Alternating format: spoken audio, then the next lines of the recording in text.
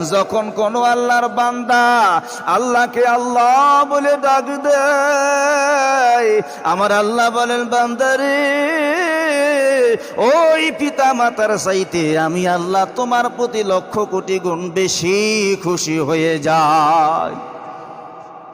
জেনা ব্যভিচার করলে আল্লাহ গুনাহ মাফ করে। হাদিস হযরতে আবু হুরায়রা রাদিয়াল্লাহু তাআলা আনহু হতে বর্ণিত একটি হাদিস।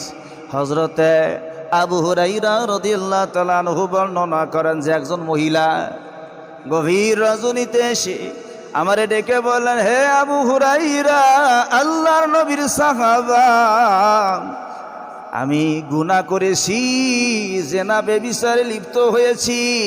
জেনা ব্যভিচার করার কারণে জেনার ফসল পেটের মধ্যে ধারণ করেছি।